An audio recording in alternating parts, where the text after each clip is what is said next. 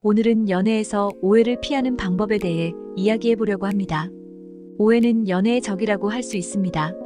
오해는 생각과 행동에서 비롯될 수 있고, 특히 오랫동안 함께 시간을 보낸 사람과의 관계에서는 오해가 독이 될 수 있습니다.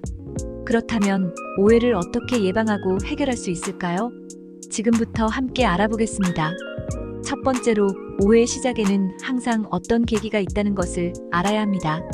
자존심, 피곤함 또는 자존감 결여 등이 문제로 이어질 수 있습니다. 파트너가 나에게 관심이 없다고 느끼거나, 내 의견을 무시한다고 생각하거나, 내가 원하는 것을 이해하지 못한다고 느낄 때 오해가 발생할 수 있습니다. 이런 경우에는 상대방이나 상황을 오해하지 않기 위해서는 자신과 타인의 정서 상태를 고려해야 합니다. 상대방이 어떤 감정을 느끼고 있는지, 왜 그런 감정을 느끼는지, 내가 어떻게 그 감정에 영향을 줄 수 있는지 등을 생각해 보는 것이 좋습니다. 그리고 자신의 감정을 솔직하고 적절하게 표현하는 것도 중요합니다.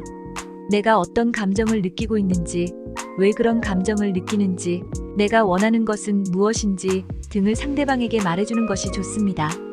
이렇게 하면 상대방과의 소통이 원활해지고 오해를 방지하거나 해소할 수 있습니다. 두 번째로, 객관적인 시각으로 상황을 바라보는 것이 좋습니다. 대부분의 경우에는 살짝 거리를 두고 상황을 바라보면 갈등을 피할 수 있습니다. 객관적인 시각은 상황을 더 악화시키는 자존심을 잠재우는 데 도움이 됩니다. 자존심과 자존감의 차이를 알고 있는가요?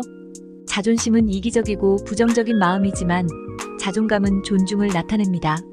자신만 내세우려는 행동을 하는 대신 상대방을 존중하면서 함께 자존감을 높여보는 것이 좋습니다. 이해란 함께 퍼즐을 맞춰 나가는 것을 말합니다. 그리고 물론 기본적으로 타인에 대한 존중이 있어야 합니다.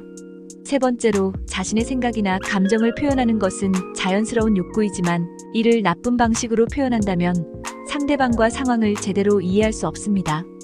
비난, 비판, 비방, 모욕, 무시, 거짓말, 과장, 왜곡, 공격 등의 행동은 상대방을 상처주고 신뢰를 깨뜨리고 관계를 악화시킬 수 있습니다. 이런 행동을 하지 않도록 주의해야 합니다. 대신 칭찬, 격려, 감사, 이해, 동정, 공감, 진실, 적절, 정확, 수용 등의 행동을 하면 상대방을 기분 좋게 하고 신뢰를 쌓고 관계를 개선할 수 있습니다. 이런 행동을 하도록 노력해야 합니다. 마지막으로, 늘 모든 상황을 조절하거나 원활한 소통을 유지할 수는 없다는 것을 잊지 말아야 합니다. 한 걸음 뒤로 물러나서 생각을 해야 상황을 종합적으로 볼 수 있습니다. 상대방과의 소통이 원활하지 않으면 안 좋은 생각이 꼬리를 물고 늘어질 수 있습니다. 감정의 소용돌이에 빠지지 않도록 주의해야 합니다. 악마의 놀이에 휘둘리지 말아야 합니다. 오해가 있으면 관계가 건강하게 유지되는 것이 매우 어려워질 수 있습니다. 객관적인 시각으로 상황을 바라보고 차이점을 이해해야 한다는 점을 잊지 말아야 합니다. 그리고 무엇보다도 상대방의 현실을 고려하는 것이 중요합니다. 오해에서 비롯된 언쟁을 점점 더 자주 경험하나요? 냉랭한 기운이 느껴지나요? 파트너와의 행복한 관계를 유지하고 싶다면 늘 주의 깊게 상대방을 관찰해보세요.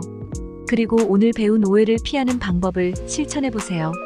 그러면 연애에서 오해는 사라지고 사랑은 더욱 커질 것입니다. 이상으로 오늘의 영상을 마치겠습니다. 시청해주셔서 감사합니다. 구독과 좋아요는 영상 제작에 큰 힘이 됩니다.